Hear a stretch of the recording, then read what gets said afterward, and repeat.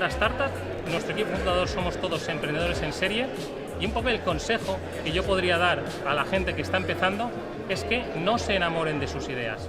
Lo importante no son las ideas, lo importante es la ejecución. Y para una buena ejecución hay que tener una gran motivación y hay que tener un gran equipo. Un equipo que además sea multidisciplinar, que no sean todos iguales, no sean todos ingenieros, no sean todos gente de marketing, sino gente distinta que proporcionará visiones distintas a los problemas o necesidades del mercado.